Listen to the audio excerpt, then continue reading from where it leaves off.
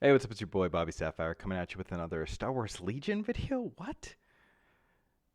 I'm doing this series called That Thing's Operational, where I go through the first few turns of my games as I learn how to play different lists. I'm coming at you with another BARC game. I've been playing Anakin BARC's 10 activations. I think it's really, really good. It's one of the two lists that I'm really looking at for ACO. And the other one I'm looking at, looking to do something with Vader. If you're interested in those games, please let me know because I don't get a ton of comments, but if I get some comments, people want to see something different, I do it. But right now, I'm really loving this list and Anakin and Padme and Gar because I think BARCs are really good, and I think Gar's pretty good, but I think you have to maybe do it one of a couple different ways. Uh, the way I'm doing it is kind of harkening back to when I learned the game, playing Rebel flanky lists. And I've kind of set that up here with, a decent bit of 9. I could certainly go more. I could cut that Padme gun for a sweet 14 point bid. But really, I'm trying to leverage this battle deck using payload, which is like not my favorite in the meta, but it's like I have a strategy with BARCs. But breakthrough, bombing run, and then hostage exchange between Anakin and Padme. Really good Gar objectives. I'm also trying to do it with like the good R2 deployments, danger close, battle lines, disarray, and hemmed in. I'll let R2 score really easily and let my BARCs flank really easily.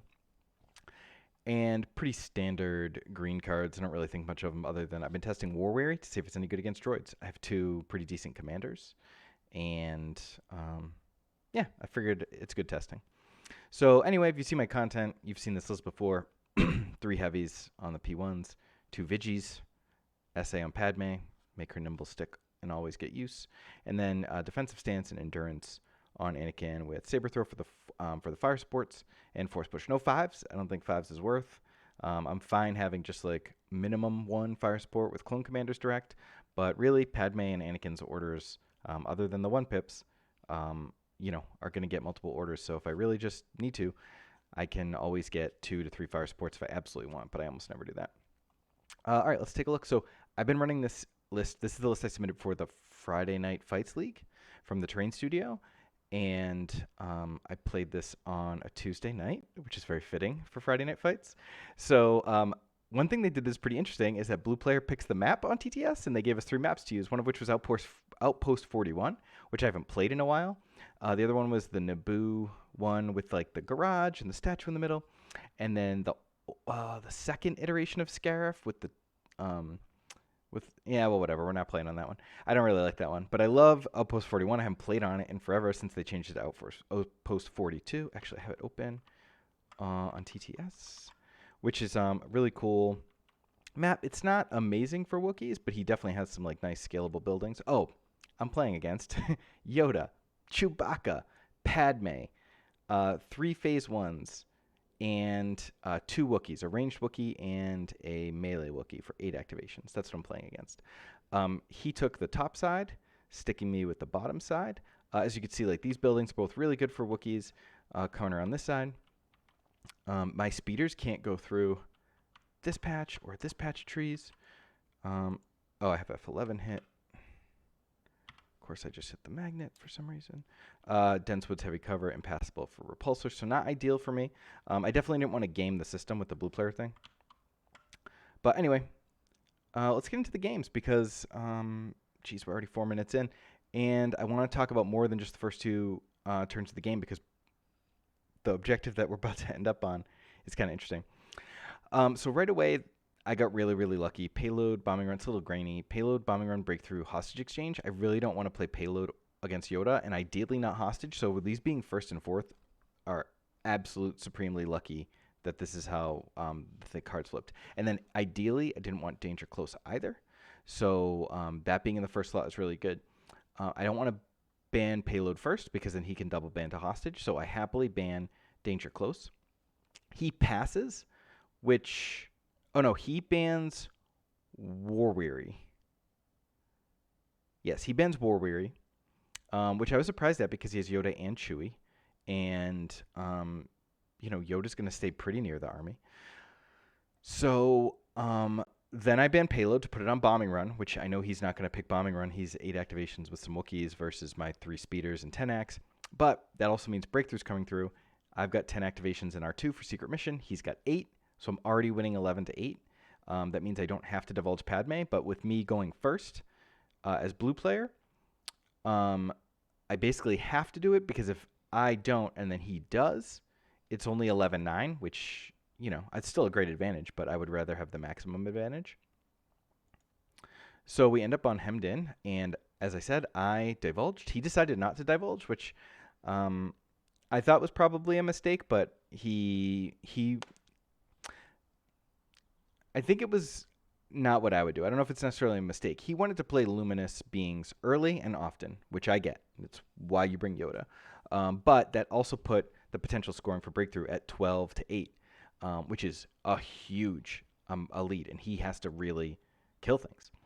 One thing with hemmed in on Breakthrough is really cool. He doesn't have to deploy in one of these zones, but he basically has to, unless he wants to give me freedom to just know where he's going right away.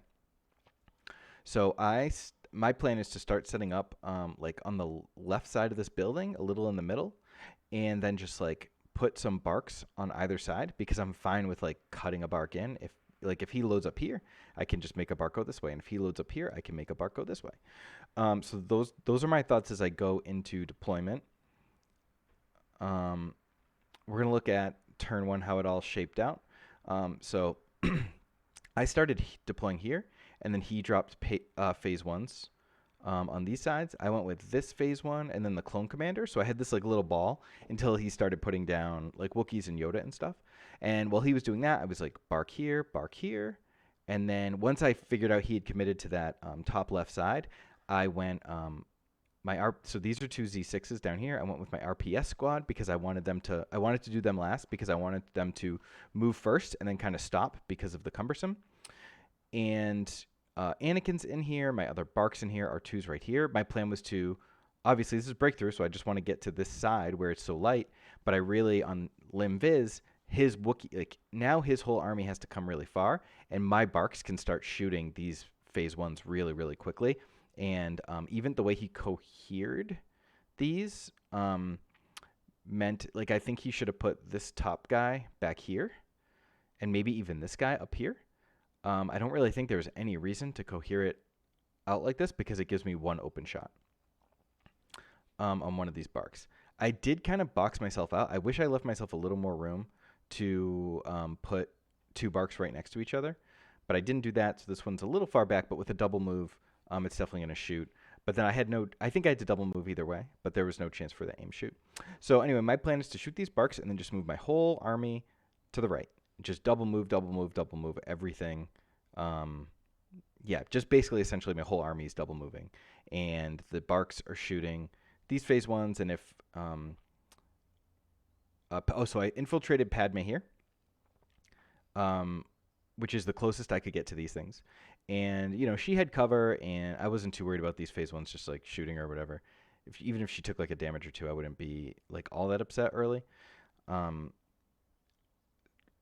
But she, you know, I could give her an order, or I could kick it with an authoritative to these barks. So if I was more threatened, I might have kept the order. But obviously I want to get her quick thinking going, so I can either move or quick thinking or move shoot, depending on what I wanted to do. Because she's like literally just outside of range 3. And then I'm just going to see what he moves in. And then this bark, I can cut in and come around, or I could even potentially flank. And I'll show you what things look like after round 1. I should have done the cards a little differently because it kind of spoils it. But this is after round 1. I did cut in with the bark because these Wookiees stayed up here. And I didn't want to give them free reign. I maybe wish I angled myself a little better, but I actually spent a lot of time trying to get on top of this building and maybe shoot Chewbacca, but it didn't work out, so I just hid. And as you can see, Padme did move and do the quick thinking over here. Everything else just double moved. Anakin moved up and double dodged, and then the bark shot. They killed 2 of the clone models up here and put on 2 suppression. Oh, you know what? Actually, these phase 1s with the RPS moved up and then just shot, with the 5 black and put a third suppression because I was actually trying to panic them. And my strategy up here is like, even if I don't kill everything, I can just panic them. But they did roll off one of the 3 because they have no, they have no commander over here. So turn 2, he plays There's No Try, which I was pretty surprised about. It means he's coming in. Like he's going to attack round 2. But I was happy that I played Hero of the Clone Wars to kind of defend up. Get Anakin on defend. That means he's going to have 2 dodges. Going to the turn, and Padme has her dodge, because of vigilance from the clone commander. It's just range 2. So he's going to be able to protect everything. And then I direct to this Z6 squad because they're actually in range 3 of the Wookiees. And I see like a little flank up here. Excuse me. I need a drink.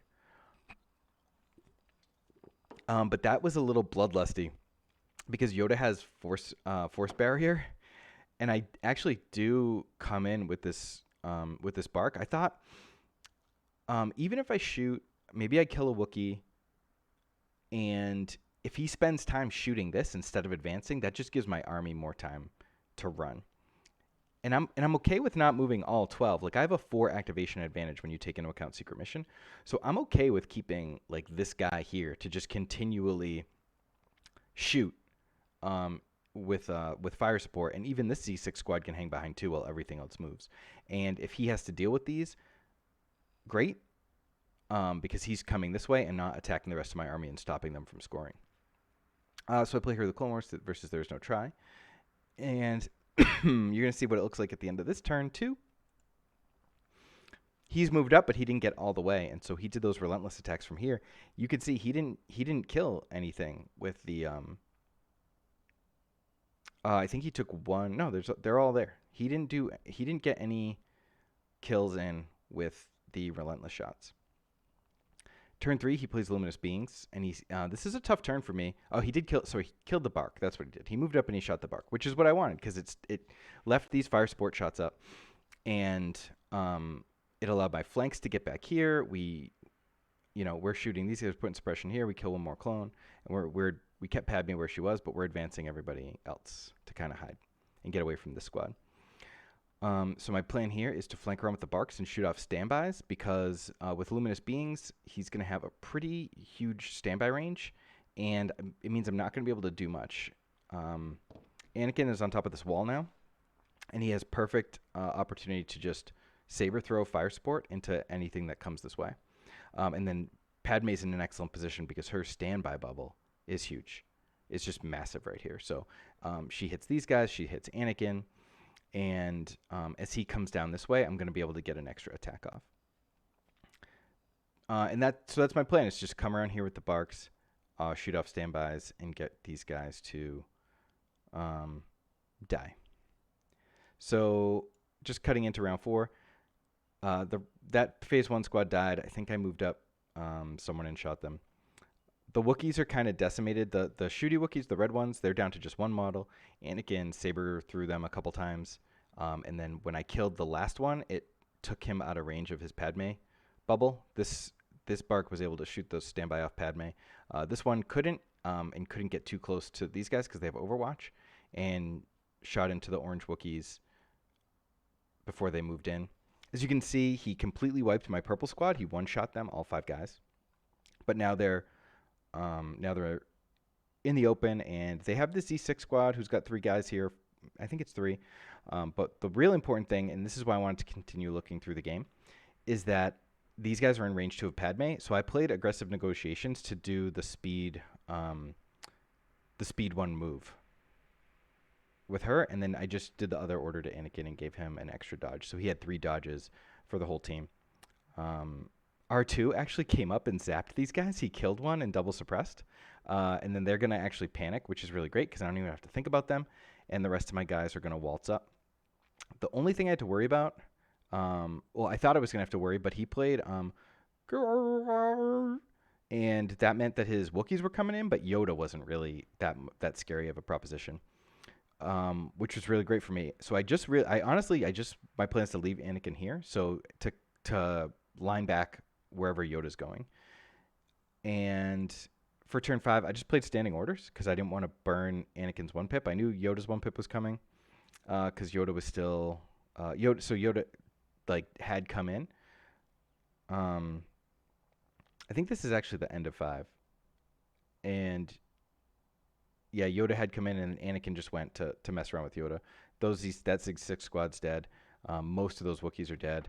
Yoda took damage from attacking Anakin for Gem Doe, but as you can see, like R2 scored. This BARC got shot up and ran. This BARC ran. This RPS squad is going to be able to move in easily. The clone commander is going to be able to move in easily. Padme's a double move away. So I've got 1, 2, 3, 4, 5, 6, 7, 8 with only Anakin down here. You know, I can kill a Wookiee. I can kill this Wookiee. But as long as I'm keeping Yoda wrapped up and not charging after anybody else, that's all that really matters. And even if he does go up there and kill Padme, I'm still 6-2. You know, if Anakin decides to kill these Wookiees, 1, 2, 3. So, and that was Breakthrough. So yeah, I want to just take you through that game quick. Oh, we're still only at 15, 16 minutes, so moving pretty fast.